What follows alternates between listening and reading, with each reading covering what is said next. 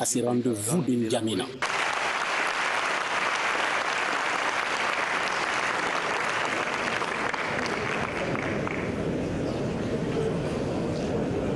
Mon cher frère Idriss Déby, président de la République du Tchad, mon fils vice-président de Guinée équatoriale,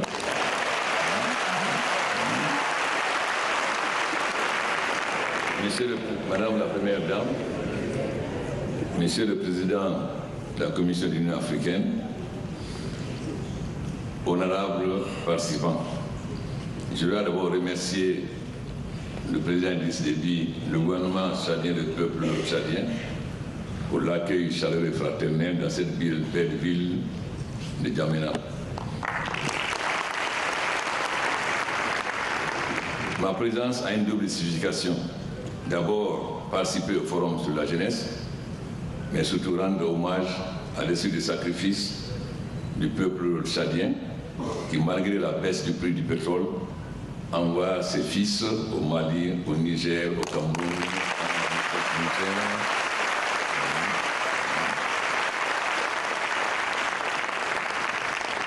Donc, monter la reconnaissance de l'Afrique à l'égard du peuple tchadien pour cet esprit panafricain. Je vais faire deux petites rectifications. Si le président en exercice de l'Union africaine est élu pour un an, les champions ont une mission qu'ils doivent mener à bout et une responsabilité pour parler au nom de l'Afrique dans le domaine qui leur est confié. Donc on n'a pas besoin de prolonger Idriss Déby, il a une mission qu'il doit mener jusqu'au bout.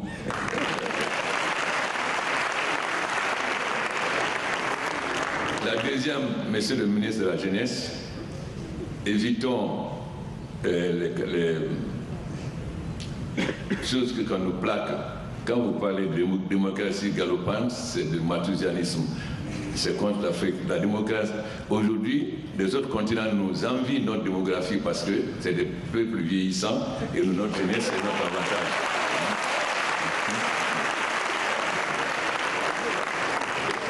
Donc, nous devons nous approprier notre propre langage en fonction de ce que nous voulons pour l'Afrique.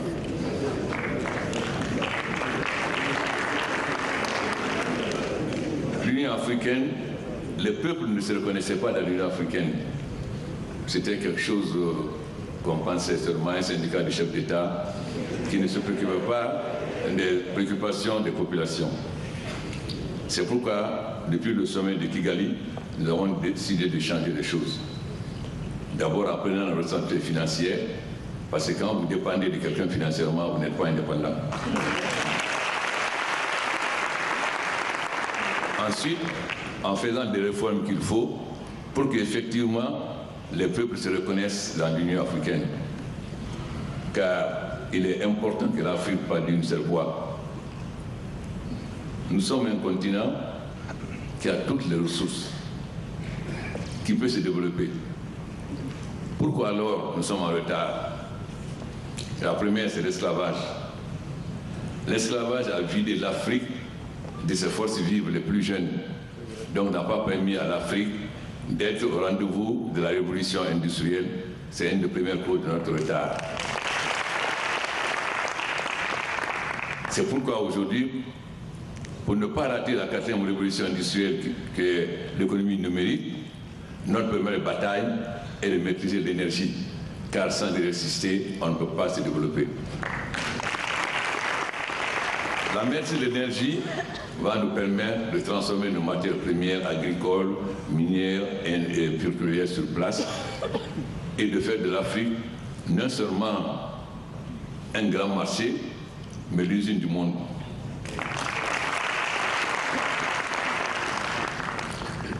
Aujourd'hui, nous vivons une autre forme d'esclavage, l'immigration. L'immigration vide l'Afrique de ses forces vives, c'est les jeunes qui vont. Donc, c'est une nouvelle forme d'esclavage que nous devons combattre. Comment? Deux choses. Lutter contre la pauvreté, mais aussi contre l'injustice. Car le terrorisme et l'immigration ont pour cause la pauvreté. Parce que si les jeunes trouvent du travail, pourquoi ils iront chercher le paradis en Occident s'ils peuvent vivre chez eux? C'est pourquoi notre bataille aujourd'hui est de faire en sorte que l'Afrique soit au rendez-vous de la 4e révolution industrielle. La maîtrise des nouvelles technologies par la jeunesse africaine montre que nous sommes capables d'être au rendez-vous de cette 4e révolution industrielle. Donc, nous devons donner les moyens à la jeunesse africaine en transformant nous-mêmes nos matières premières sur place. Au lieu d'être des vendeurs de matières premières et de consommateurs de produits finis, nous devons renverser. Hier, l'Asie avait un avantage sur nous. On avait les main-d'œuvre moins chères comme eux, mais ils avaient la maîtrise technologique que nous n'avions pas. Aujourd'hui, nous avons la maîtrise technologique, la jeunesse africaine au monde, la maîtrise de la nouvelle technologie.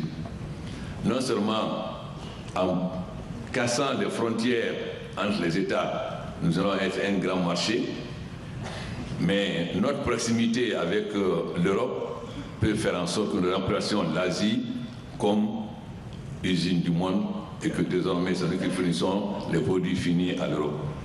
Mais cela suppose que nous maîtrisions et que l'Afrique maîtrise son destin. Tous les problèmes que l'Afrique connaisse sont dus à des interventions étrangères. Nous avons décidé désormais que les problèmes africains soient réglés par les Africains et qu'il n'y ait plus d'ingérence. Nous avons montré que quand l'Afrique parle d'une seule voix, on est écouté.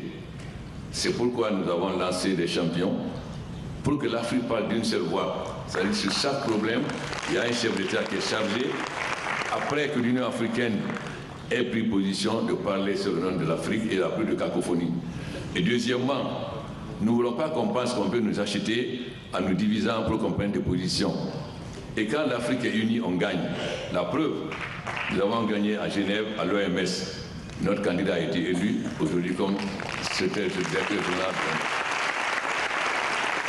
Voilà la nouvelle Afrique que nous voulons désormais, qui est seule capable de donner à la jeunesse un avenir radieux. Donc, la première essentielle, c'est nous. Mais on doit se dire aussi la vérité. La pauvreté, c'est lié à l'exploitation qu'on a imposée à l'Afrique. C'est pourquoi nous devons être maîtres de notre destin.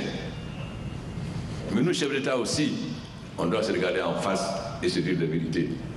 Nous ne devons plus être un syndicat de chefs d'État. Car, comme nous avons décidé de tenir un langage franc à nos partenaires, de montrer que désormais l'Afrique est déterminée à prendre son destin en main, à ne plus accepter des ingérences étrangères qui nous retardent. Nous ne sommes pas sûrs qu'on nous dicte. La démocratie a des règles universelles. Nous sommes pour la démocratie. Nous sommes pour l'application des règles universelles de la démocratie, que ce soit la bonne gouvernance, les droits de l'homme, etc. Mais cela, c'est l'Afrique qui doit être déterminée. Ce n'est pas des gens qui doivent nous dicter de l'extérieur. C'est la bonne gouvernance, c'est qu'il y a tout. Nous ne devons pas copier la démocratie française ou anglaise, mais nous devons respecter les principes universels de la démocratie. Cela est fondamental. Comme nous parlons un langage de vérité, nos partenaires aussi nous parlent un langage de vérité.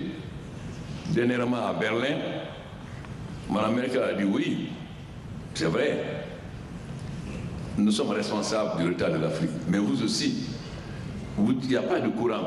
Mais les jeunes ont les téléphones portables, ils ont les WhatsApp, ils ont les iPads. Donc, ils voient ce qui se passe dans le monde.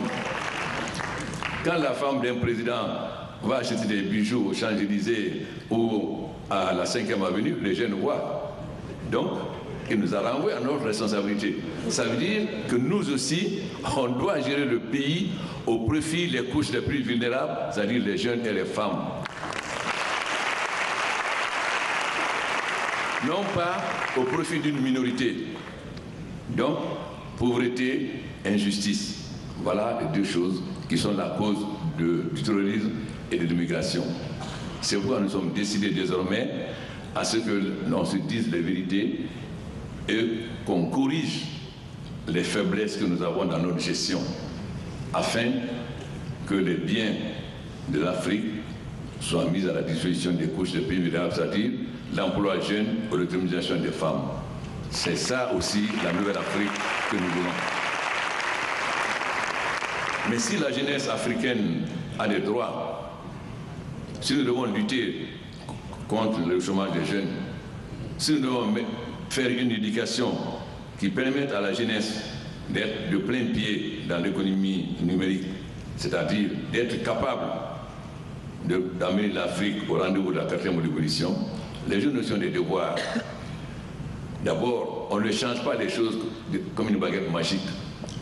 Ensuite, la jeunesse africaine doit s'approprier l'histoire de l'Afrique.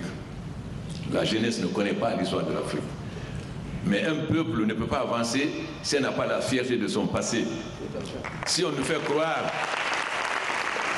il y a même un chef d'État qui a été jusqu'à dire que l'Afrique n'a pas d'histoire, qu'on est hors d'histoire. Mais au Moyen-Âge, Tombouctou avait plus de librairies, plus de livres que la Bibliothèque nationale en France. Si vous lisez Ibn Khaldoun, vous verrez comment un chef, un roi africain, a traversé tout le Sahara, a amené des chameaux d'or à la Mecque. Mais si vous ne maîtrisez pas l'histoire, on va vous faire croire que l'Afrique n'a pas d'histoire. Alors, apprenez l'histoire de l'Afrique. Apprenez l'histoire de l'Afrique. Ensuite, il y a aussi des héros qui se sont battus contre le colonialisme, que vous devez connaître. Le président Nkrumah Ozadjefo, Lumumba, dont nous avons un représentant ici, mais aussi Ben Bella, Nasser, etc. Si vous ne connaissez pas ces gens, comment vous pouvez être fier de l'Afrique?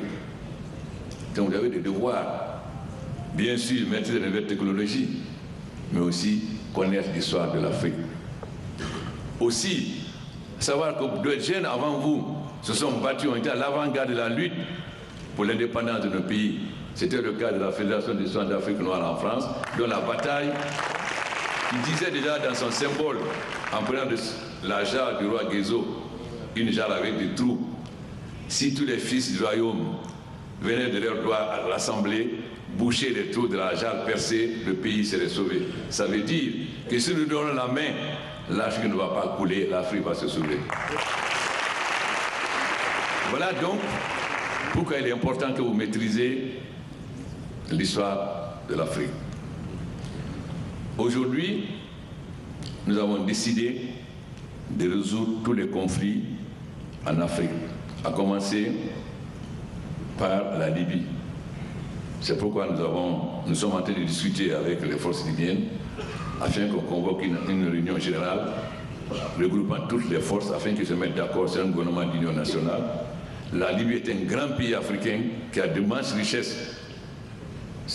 Et ce gouvernement préparera des élections pour un gouvernement légitime. C'est la même chose pour tous les autres. Mais il faut qu'on ait confiance en nous-mêmes. Très souvent, nous n'avons pas confiance en nous. Les chefs d'État africains parfois pensent qu'un entrepreneur français ou anglais, américain peut faire mieux qu'un entrepreneur africain. Non, aujourd'hui, non. Nous avons aujourd'hui des entrepreneurs qui peuvent faire aussi bien. Alors, il faut que nous acceptions nos faiblesses. Il faut qu'on accepte qu'on nous critique. La critique, même si ça vient d'un ennemi, ce n'est pas ça qui compte. Est-ce que la critique est juste ou pas? C'est juste, vous devez en tenir compte et avancer. Parce qu'il ne s'agit pas seulement de critiquer les autres. Il faut qu'on se critique nous-mêmes, qu'on prenne nos responsabilités. Et je pense que mon cher frère Idriss, nous avons engagé l'Union africaine dans cette voie et nous n'allons pas reculer. Parce que si nous parlons à la jeunesse et que nous ne disons pas quels sont nos tares, comment ils vont nous croire? Non, on n'a pas que des qualités. Tout ce qu'on fait n'est pas bon. Il y a des choses qui ne sont pas bonnes, il faut qu'on dise. En ce moment, la jeunesse aura confiance parce que c'est que nous sommes décidés à nous corriger pour leur donner une Afrique meilleure. Et les obliger aussi à se corriger. Parce que les jeunes aussi ne doivent pas se laisser manipuler, être des instruments au service de ceux qui ne veulent pas que l'Afrique avance. Mais nous devons d'abord être des modèles, être des exemples. pour que la jeunesse africaine soit fière des chefs d'État. Pour cela, il faut que les chefs d'État soient des modèles. Nous ne sommes pas encore des modèles. Il faut qu'on se dise la vérité.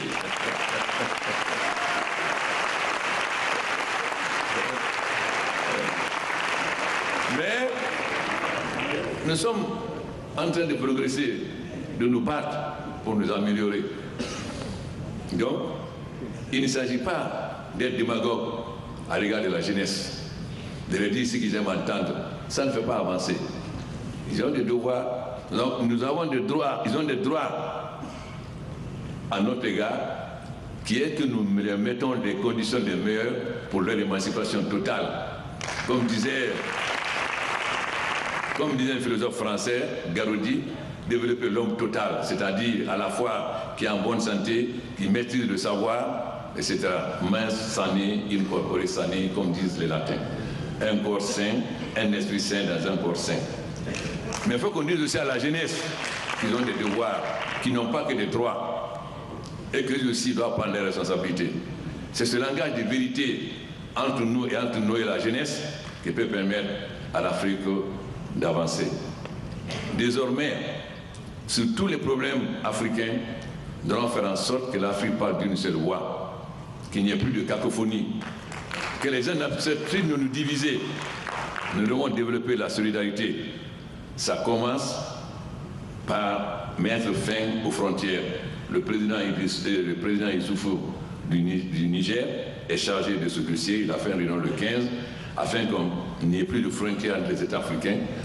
Parce que le développement suppose un marché élargi. Si le Tchad a plus d'avantage d'avoir une cimenterie, pourquoi le Cameroun, le Congo va avoir une cimenterie? Mais cela suppose qu'il y ait liberté totale. Sinon, si le Tchad ferme ses frontières, le Cameroun n'aura pas de ciment, le Congo n'aura pas de ciment. Voilà un certain nombre de vérités que nous devons nous dire entre chefs d'État. L'Afrique est le continent de l'avenir. En 2050, nous serons plus peuplés que la Chine. Nous avons les matières premières, nous avons l'eau, nous avons une terre riche. Alors, nous comptons sur vous. Nous devons mettre à votre disposition les moyens, que ce soit les tablettes, tout ce qui concerne les nouvelles technologies, parce que celles... Mais cela aussi, c'est avec patience. Vous ne pouvez pas dire tout de suite qu'on donne les tablettes à tous les étudiants en même temps.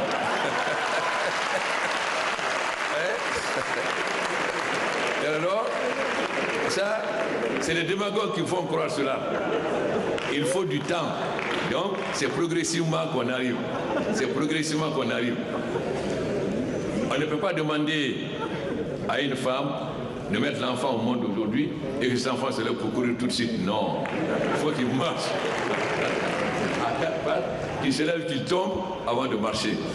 Mais l'avantage que nous avons, c'est vrai que l'économie numérique, là où un jeune français ou allemand mettait 10 ans, nous mettra 2 ans grâce à l'accélération de l'histoire. C'est pourquoi je suis optimiste pour l'Afrique.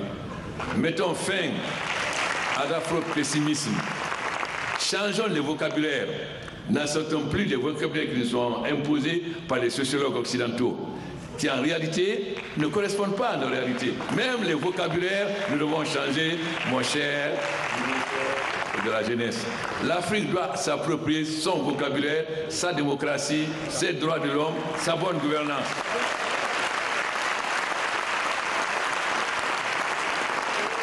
Car nous ne voulons pas l'impunité, mais nous ne voulons pas un tribunal à La Haye, qui est un tribunal seulement pour les Africains, comme si seulement des traiteurs étaient en Afrique.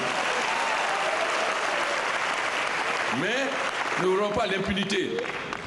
C'est pourquoi, avec la Commission africaine, nous allons créer une cour pénale africaine, parce que nous devons juger. Si un chef d'État malmène ses peuples, on doit juger. On ne doit pas accepter l'impunité. Mais ce n'est plus des gens qui doivent nous dicter de l'extérieur. Les règles universelles de la démocratie s'appliquent aux situations concrètes. La France est une situation concrète, l'Allemagne est une situation concrète, les États-Unis est une situation concrète. Alors, nous appliquerons les règles universelles de la démocratie à nos situations concrètes. Personne ne doit nous dire désormais ceci ou ceci. Seuls les peuples africains, maîtres de leur destin, doivent désormais décider. Et c'est le seul à qui nous devons rendre compte. Nous ne se mêlons pas des élections en Angleterre, à Londres, aux États-Unis. Nous ne voulons plus des ambassadeurs proconsuls comme du temps de Rome, où il y avait Rome et les proconsuls qui dirigeaient les provinces. Non, nous ne sommes pas des provinces, nous sommes un continent libre, indépendant. Mais cela suppose aussi que nous prenions nos responsabilités pour être au rendez-vous de nos peuples, que nous nous préoccupons des couches les plus vulnérables, les jeunes et les femmes. Emploi jeune, autonomisation des femmes. Voilà ce langage de vérité. Alors, nous disons à nos partenaires, nous voulons coopérer avec vous totalement, mais sur la base de l'égalité, coopération gagnant-gagnant. Nous ne voulons plus donner des leçons. Surtout que s'ils donnent des leçons, ils n'appliquent pas ces leçons chez eux. Quand nous voyons aujourd'hui les sondages, ça montre comment beaucoup de gouvernements européens aujourd'hui sont coupés de leur peuple. Donc, nous allons respecter les droits de l'homme. Nous allons faire la bonne gouvernance au fil de nos peuples. Mais, pour tenter en compte des réalités africaines, nous ne voulons plus de donner des leçons. Mais nous acceptons que nos partenaires nous critiquent, qu'ils nous disent nos insuffisances, comme nous les critiquons. Voilà ce qui sera un partenariat d'égal à égal. Parce que si on ne se dit pas les vérités, on ne peut pas avancer. Donc, nous appelons nos partenaires à nous dire nos tares. Et nous sommes prêts à les écouter. Mais nous ne voulons plus qu'on nous donne des leçons. Surtout quand on se rappelle que le chantre de la liberté de la presse, qui voulait terroriser les pays africains, est aujourd'hui maire Front National en France. Comment on peut défendre la liberté de la presse et être maire Front National? Ménard, vous êtes jeune, vous ne connaissez pas. Allez l'histoire, vous verrez, Reporters sans frontières, c'était Ménard. Aujourd'hui, il est maire Front National. Alors, je vous encourage. Nous allons nous battre pour vous créer les meilleures conditions pour votre épanouissement, pour que vous ne rêviez plus d'un paradis en allant mourir dans la Méditerranée, mais que vous pensiez trouver ce paradis en Afrique. Merci.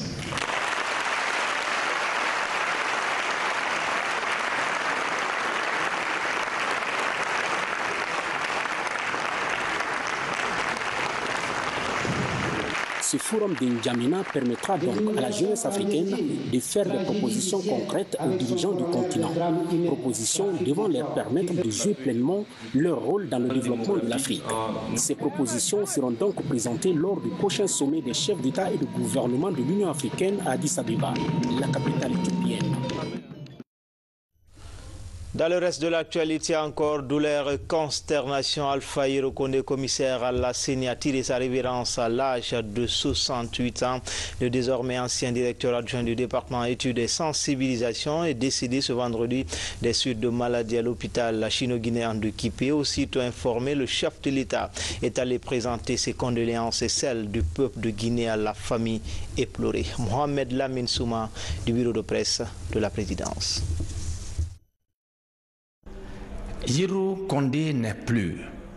Journaliste et surtout grand communicateur, Hiro Condé s'en est allé ce vendredi avec sa voix mâle par laquelle on le reconnaissait. Il a rendu l'âme à 6 h du matin à l'hôpital sino-guinéen de Kipé à l'âge de 68 ans. Il a été un des fidèles lieutenants du président Alpha Condé pendant les élections présidentielles de 2010 dans l'équipe de communication.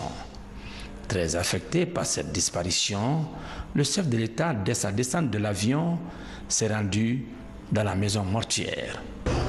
Par le passé, nous savons toute l'assistance dont il a été l'objet, toute l'attention dont il a été l'objet par vous. Seul Dieu, le longanime, peut vous récompenser. Et nous souhaitons qu'il le récompense grandement. Nous savons également que ces soins à l'extérieur, vous les avez pris en charge.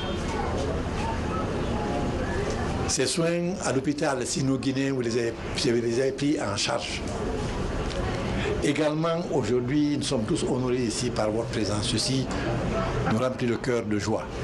Nous formons le vœu ardent que Dieu, le Tout-Puissant, le Dieu le miséricordieux, de tout miséricordieux, Dieu le longanime, vous le reconnaisse en vous donnant une vie longue, en vous donnant la lucidité qu'il faut pour gérer notre pays et également gérer aujourd'hui l'Afrique. Que Dieu vous fasse encore plus fort, plus lucide, plus généreux pour notre pays et pour les peuples d'Afrique. Merci de votre déplacement, merci d'être venu. Aujourd'hui, la Guinée, l'Afrique, le monde a besoin de vous.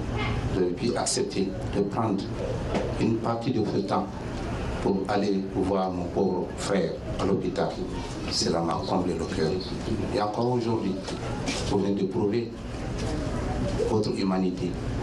La famille Condé, à leur nom, au nom de tout le peuple de Guinée, on ne peut que vous remercier. Une fois de plus, nous confions à vous. Et vraiment, nous sommes contents. Les frères, les sœurs qui sont en route de Cancan pour ici, je les rendrai fidèlement compte. Et je vous remercie encore une fois de plus. Que Dieu vous paye de bien faire pour vous. On n'a rien à vous donner, on ne peut rien vous donner. Seulement, on demandera au bon Dieu de veiller sur nous, que vous veillez sur nous, qu'il veille sur tout le monde. Né dans la préfecture de Mamou en 1949, Yero Condé a été journaliste et communicateur de talent. Le président Alpha Condé lui avait renouvelé sa confiance pour lui faire figurer la direction de l'information et de la communication de la présidence de la République de CI. Un talent de communicateur qui lui vaut plus tard d'être membre de la dynamique équipe de la CENI, Commission électorale nationale indépendante. Yero Condé a laissé une veuve et 6 enfants. Paix à son âme. Et puis la Commission électorale nationale indépendante informe que les condoléances d'usage sont reçues à la maison mortuaire 6 à Yimbaya Taneri au siège de la CENI au 2e étage. Le programme des funérailles fera l'objet d'un communiqué ultérieur. Que l'âme du commissaire Alpha Yero Condé repose en paix. Amen.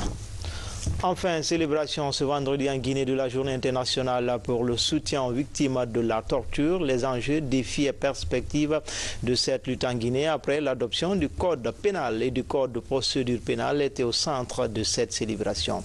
Les échos, c'est avec Guinée Ansané. La torture est un instrument de coercition couramment utilisé dans les maisons carcérales. La pratique est dénoncée à l'occasion de la célébration de la Journée internationale de soutien aux victimes de la torture. Cette célébration intervient au moment où la Guinée vient d'adopter un nouveau code pénal contre la torture. Un instrument juridique qui punit désormais tout acte de traitement inhumain et dégradant dans le pays. Nous notons des avancées significatives majeures, à savoir le nouveau code pénal qui définit et qui incrimine la torture en République de Guinée et qui prévoit des sanctions sévères. Il y a le nouveau code de procédure pénale, mais nous avons en même temps rappelé que la pratique existe et elle persiste dans beaucoup de milieux. Et cette journée n'est pas notre propre initiative, mais c'est une initiative conjointe avec l'Institution nationale indépendante des droits de l'homme, le ministère de l'Unité nationale de la citoyenneté et le ministère de la Justice, puisqu'il s'agit de sensibiliser les détenteurs de pouvoir en vue de l'éradication en Guinée de la pratique de la torture. Éliminer la torture sous toutes ses formes, c'est le défi que comptent relever les Nations Unies à travers le Haut Commissariat des droits de l'homme. C'est pourquoi le 26 juin est l'occasion d'interpeller les dirigeants du monde à lutter contre ce phénomène. La torture est à l'origine de centaines de milliers de victimes à travers le monde. Et chaque jour, elle fait de nouvelles victimes. C'est pourquoi il est important que la torture soit combattue sous toutes ses formes, que la justice fasse correctement le travail pour mettre la main sur tous les coupables et seulement les coupables. Avec cet engagement des acteurs impliqués dans la lutte contre la torture, tout semble bien parti pour une société guinéenne plus juste, débarrassée de toute forme d'agression et de pratiques inhumaines. C'était tout pour les infos. Tout le plaisir a été pour moi de vous servir. Bonne suite de programmes sur les antennes de la télévision nationale. À demain, Inch'Allah.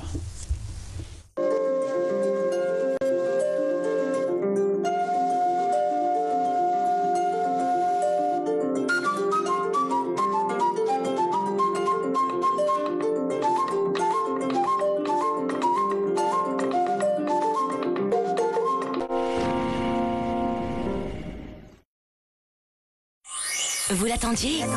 Elle est arrivée. Saint-Séry, la tablette didactique guinéenne. Pour une tablette achetée, bénéficiez